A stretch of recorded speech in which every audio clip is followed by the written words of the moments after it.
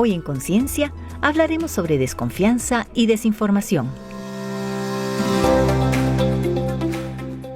Hoy en día toda la información que necesitamos la tenemos a mano. Lo que antes tomaba días de búsqueda y lectura minuciosa está a nuestra disposición a solo un clic de distancia. Pero, ¿sabe usted cuánta desinformación es verdadera o qué intereses ocultos lleva el contenido que le ofrecen?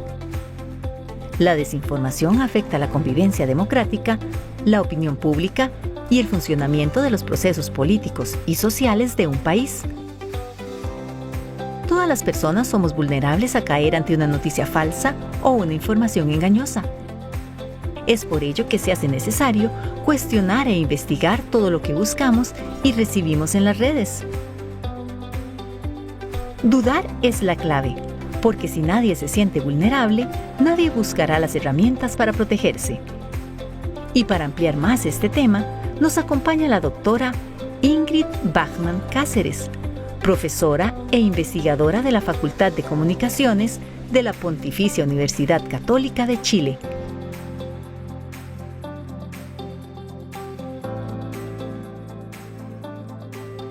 Ingrid, sea muy bienvenida a este programa de Conciencia. Nosotros agradecemos mucho que usted se haya apartado de su agenda en esta visita a Costa Rica para atendernos. Muchísimas gracias. No, nada que agradecer, al revés. Gracias por la invitación.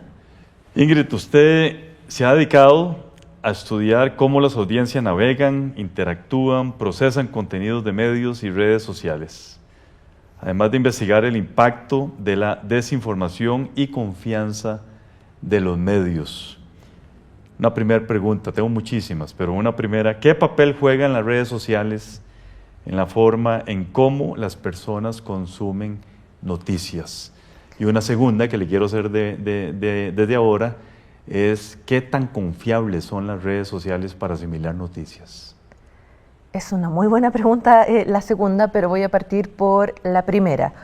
Las redes sociales, la verdad es que a estas alturas, si no son la primera, están muy cerca de ser la primera fuente de información de la mayoría de las personas. Sobre todo mientras te mueves con segmentos más jóvenes, son mucho más prominentes como fuentes de información. Son también fuentes de entretención y de otras cosas. ¿Eso es un fenómeno latinoamericano? ¿Podemos decir que es mundial? Ese es un fenómeno bastante mundial. Porque incluso en las redes también encuentras, por ejemplo, medios tradicionales, solo que tienen una cuenta y encuentran información, pero también encuentras información de medios alternativos o de gente que no necesariamente es un profesional de la información, pero que comenta cosas, por ejemplo, no sé, que hay una persona que a ti te guste de cómo comentan los partidos de fútbol de tu equipo favorito y hace algún juicio y opina y comenta y a ti te gusta y lo puedes seguir. Y la verdad es que mucho de eso es información y mucho de eso, sobre todo con los segmentos más jóvenes, ha redundado en lo que llamamos los filtros algorítmicos. Esto es, mucho del contenido que uno ve no es definido por uno, no es que yo fui a buscar una cuenta, no es que yo siga una persona, es que debido al perfil que ha logrado identificar la plataforma respecto de mis intereses, de mis gustos, de qué es lo que se está viralizando, me empieza a poner contenido y a sugerir cosas para ver. Y así es como mucha gente recibe información. Es lo que algunos expertos han llamado esta idea de que no necesito seguir las noticias me encuentran a mí. Me siguen a mí. Me encuentran a mí, me llegan. Como que no tengo que tener una rutina o un hábito de informarme, si algo pasa, igual me voy a enterar, me va a llegar, alguien me va a decir o va a aparecer en redes. Ahora, cuando hablamos del tema de la confianza, es complicado porque las redes son muchas cosas. Y efectivamente hemos visto que pueden ser una buena fuente de información con algunas personas porque si sigo, por ejemplo, medios tradicionales típicos, el periódico, el noticiero, el que me gusta, el periodista en el que siempre he confiado, uno podría decir, ¿eso es información confiable? Sí, por algo están ahí. Cumplen con estándares profesionales, tienen criterios de calidad, verificación de información. Pero también hay otras cosas, y eso es lo que nos suele hacer recelosos respecto de lo que uno encuentra en redes sociales, porque sabemos que hay desinformación allá afuera. Sabemos que no todo es necesariamente confiable, sabemos que hay cosas que son por lo menos extrañas, a veces tenemos incluso la confusión respecto de esto es verdad, es parodia, y no sabemos distinguir. Y ahí es donde empieza el problema, porque lo de la confianza, la verdad depende mucho de cada uno. Entonces la pregunta de, ¿son las redes sociales confiables? Depende. Yo podría decir, pueden ser confiables si hay un ejercicio, por ejemplo, de curatoría, de que uno controle el que quiera ver, domesticar quizás un poco ese algoritmo para ver qué es lo que uno se encuentra y ve, pero también te pueden parecer todo tipo de cosas. Depende mucho también del contenido. ¿O sí? Evidentemente, ¿verdad? Si, por ejemplo, yo soy genetista, si aparece una noticia relacionada con genética, me he permitido decirle a la gente, eso es totalmente falso. Eso no es así, pero cuando se trata de conocimiento general, ¿verdad? La gente lo da por un hecho, eso es lo que preocupa. A ver. Por aparecer en redes sociales, por estar publicado en redes sociales, es verdad. Es que yo creo que es un poco más amplio que eso, en el sentido de que nuestra configuración por defecto, por usar un término sencillo, es creer lo que nos encontramos. O sea, nuestra actitud primaria es a asumir que la gente nos dice la verdad. ¿Por qué habría de mentir? No sé, yo llegué aquí y dije soy Ingrid, no me pidieron mostrar una identificación y demostrar que yo era Ingrid, que soy una persona que investiga sobre desinformación, se da por sentado que estoy diciendo la verdad. Con redes sociales un poco esa disposición inicial también es real. Ahora, efectivamente, ¿qué es lo que pasa? Que hay gente que es crédula, hay gente que se confía demasiado. Está súper demostrado que hay todo tipo de fenómenos relacionados con, por ejemplo, sesgos de confirmación.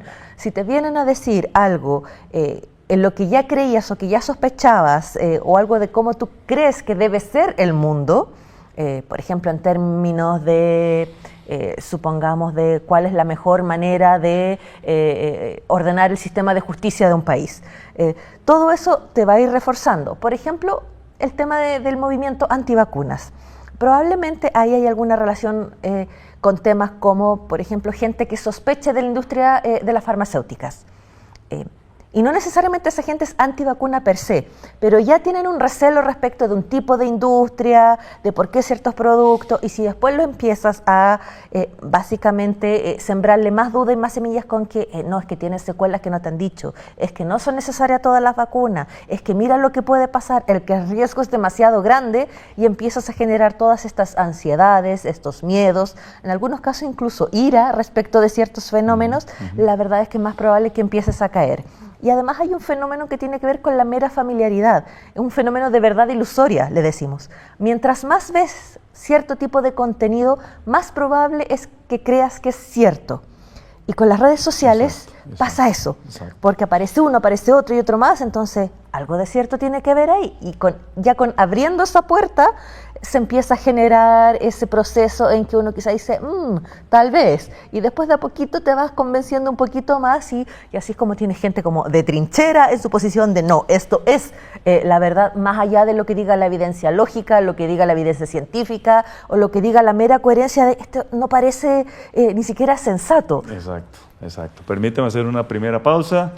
Ya regresamos con todas y todos ustedes. Conversamos con la doctora Ingrid Bachmann Cáceres, quien es profesora e investigadora de la Facultad de Comunicaciones de la Pontificia Universidad Católica de Chile. Ya regresamos.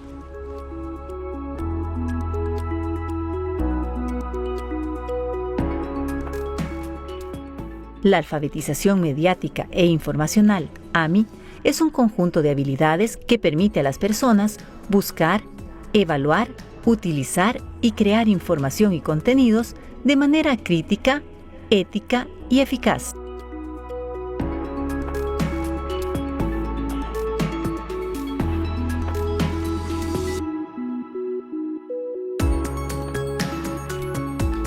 Ingrid, ¿cómo definiría usted el concepto de desinformación en el contexto actual de las redes sociales?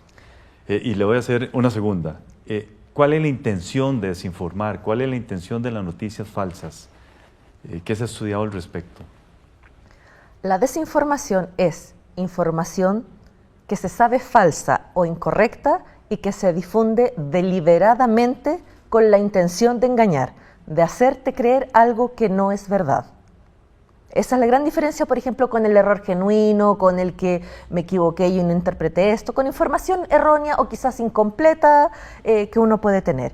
Tiene que ver con una manipulación típicamente a través de aparentar ser verdadero por la razón que fuese, ya sea que se manipula una imagen, ya sea que se manipule un dato o manipulación de un contexto para que parezca que alguien dijo algo que no dijo o que es alguien que no es, para asegurar algo de tal manera que parezca verosímil. Pero además la desinformación tiene ciertas características fundamentales, que es típicamente es un contenido con muchos apelativos emocionales, precisamente porque lo que busca es generar reacción, no reflexión. Lo que quiere es que la gente reaccione, yo siempre digo de tripa, no con la cabeza, y que se enoje, que le dé miedo a algo, que le genere ansiedad y que en el fondo enganche con algo con lo que normalmente no haría. Suelen ser además narraciones típicamente o relatos muy simples, son muy fáciles de entender y en ese sentido operan en una lógica más bien de blanco y negro, sin considerar escalas de grises o de matices, y que suelen ser además muy dramáticos y que suelen ser relacionados con conflicto. Por ejemplo, voy a inventar, es que se probó que el equipo A le pagó al árbitro del último partido para que lo beneficiara jugando contra el equipo B. Y si yo soy fanática de uno de esos dos equipos, la verdad es que voy a reaccionar a eso. No es verdad, sí es verdad, los otros no pueden ganar a menos que hagan trampa. Y en general la desinformación tiene dos propósitos. En algunos casos es que caigas en una mentira específica. Por ejemplo, en un fraude, en una estafa, cuando te llegan esos mensajes de, por ejemplo, movimiento extraño en tu banco, y es para que uno caiga y entregue la información del banco, de la tarjeta de crédito o algo así. Pero en realidad la desinformación, como se está dando ahora en redes sociales, tiene dos grandes propósitos. Uno es instalar la duda, el que no sepamos en qué creer. Y esto tiene que ver con instituciones, con otras personas, y se ha visto que la gente que suele estar más expuesta a desinformación y que en general ha caído más en desinformación, tiende a mostrar menos niveles de confianza en todo tipo de instituciones, en medios, en partidos políticos, en los poderes del Estado, en el sistema de justicia y en un largo etcétera. Pero también, ¿qué es lo que consigue la desinformación de manera importante? Es confundir de tal manera que ya no creas verdades. O sea, no es solo caer en mentiras, es dudar de la verdad.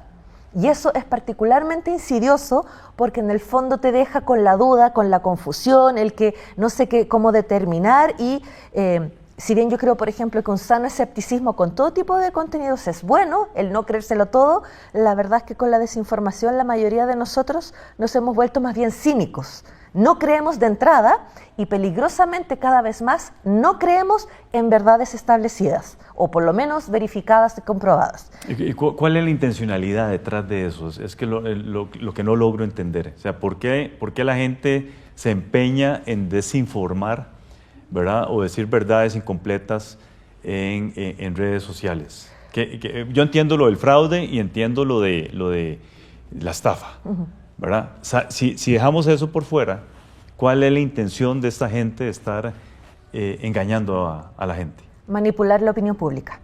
Eso es lo que se quiere, manipularla de tal manera de que se mueva para la aguja, claro, para algún partido, para alguna idea, para algún movimiento, o en algunos casos manipular la opinión pública, por ejemplo, para dividirla, para polarizarla, para, digamos, hacer que la gente sienta que es un ellos versus nosotros, los buenos versus los malos, claro. Pero es manipular la opinión pública, es eso.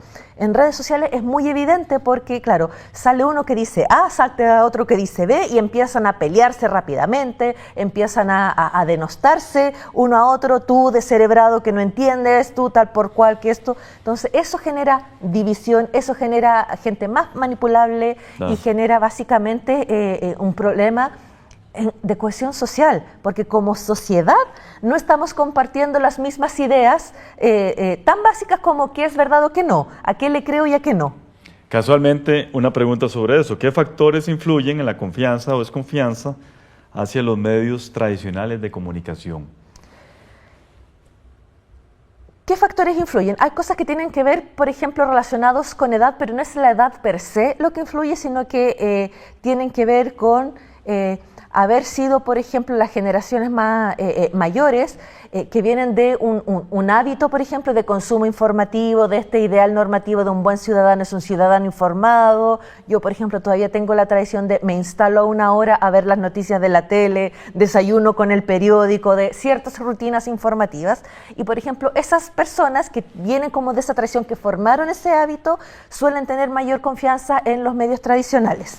En cambio, generaciones más jóvenes que no pasaron por eso suelen tener más confianza en las redes sociales, por así basalmente, obviamente con matices. Pero también se da un cierto fenómeno que es interesante, porque incluso la gente que es crítica de, ya sea de redes o de medios tradicionales, igual suele consumirlos de alguna manera, llega a ellos. Y en general, la gente suele ser crítica o puede tener opiniones muy críticas de un medio que consume habitualmente. Y es precisamente por eso, porque conozco sus defectos, puedo darme cuenta de sus errores, puedo estar insatisfecha con cómo cubren un tema u otro, y puedes ser muy crítico con el que conoces y un poco más distante y tener una mirada un poco más general y desde fuera con el que no estás tan habituado, por ejemplo.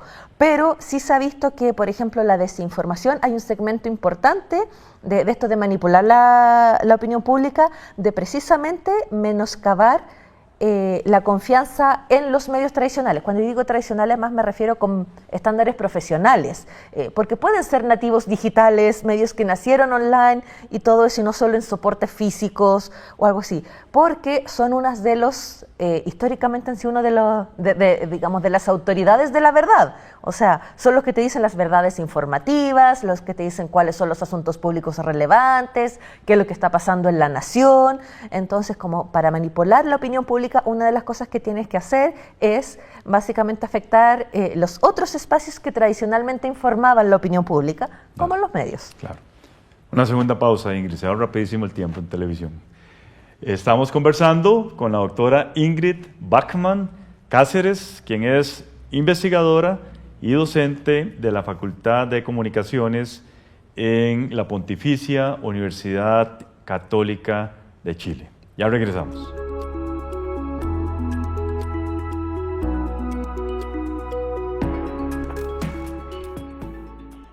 Las noticias falsas son información fabricada que imita el contenido de los medios de comunicación en su forma, pero no en su proceso organizativo ni en su intención.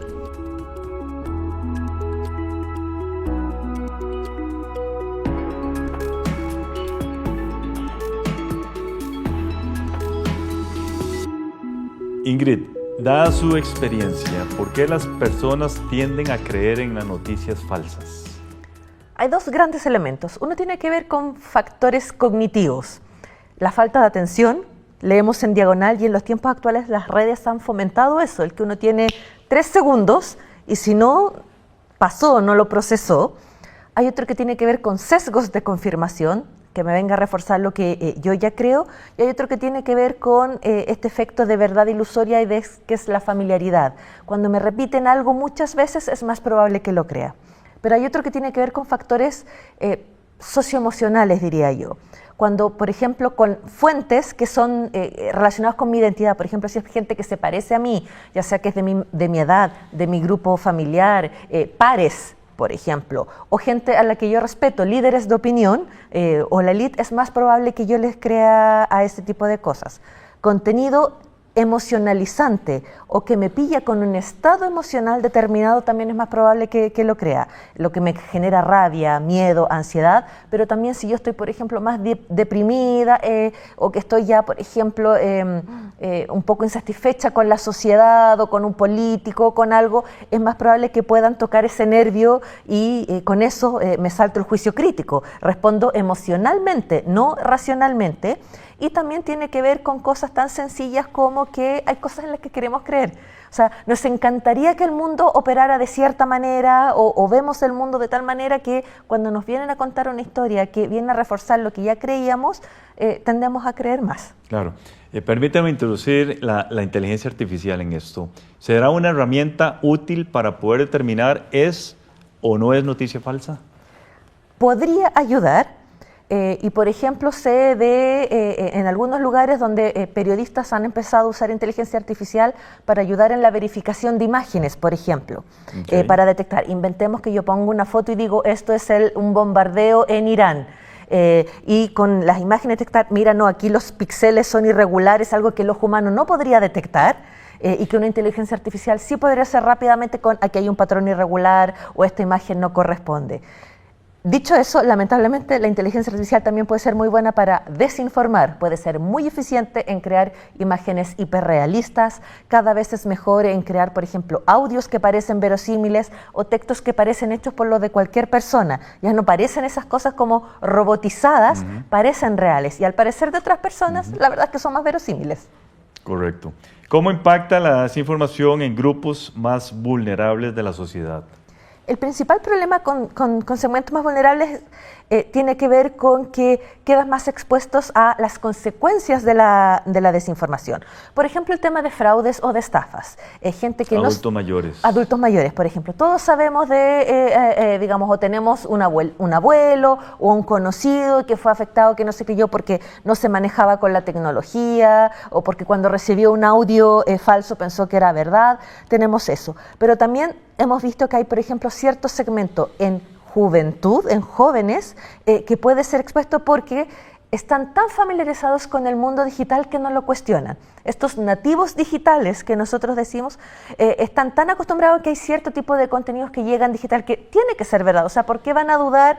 Hay gente que puede ser más escéptica en ese sentido, pero es el mundo en el que se desenvuelve, en el que han vivido toda la vida y les puede parecer natural, aunque no necesariamente sea lógico. Y otro que hemos visto es que hay cierto tipo de grupos que son vulnerables por los otros factores que dije. Esto es gente que tiene problemas de atención, gente que tiene problemas, por ejemplo, que está más polarizada, puede ser más vulnerable a sesgos de confirmación porque ya está en su trinchera ideológica y ya cree más y eso los hace más vulnerables a caer en diferentes tipos de desinformación. ¿Tendrá que ver el nivel educativo de las personas? No necesariamente. En algunos casos puede ayudar para identificar cierto tipo de cosas, pero la verdad es que no es una relación lineal y hemos visto que gente con 3 doctorados puede caer en desinformación y gente que puede ser mucho más astuta sin mayor escolaridad puede identificarla.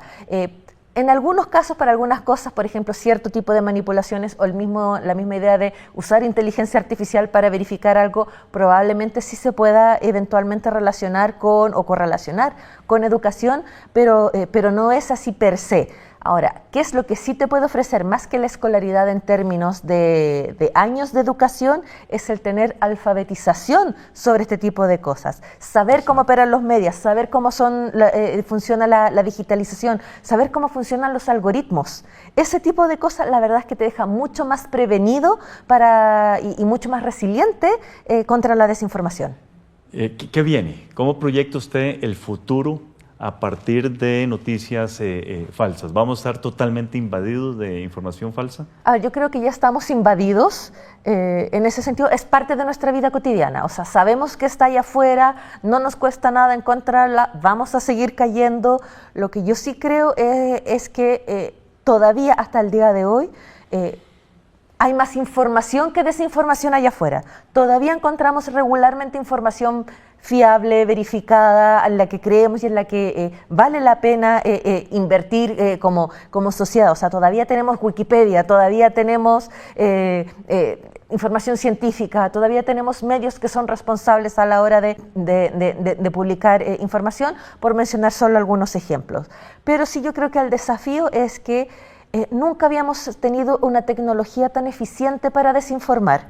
Y es una tecnología, la de las redes sociales, que favorece la desinformación por cómo funcionan en términos de privilegia contenido que es comentado, al que se le da like, al que la gente repostea o comparte, y la desinformación es mucho más probable que tenga ese tipo de elementos. Pero además la tecnología está cambiando tan vertiginosamente que siempre estamos atrás y siempre las habilidades que necesitamos para poder lidiar con ella o con la desinformación que se haga con nuevas tecnologías va como 10 pasos más adelante. Cuesta mucho estar al día y por eso yo creo que la desinformación no es que se vaya a acabar, pero sí tenemos que dejar a la gente mejor preparada para lidiar con ella.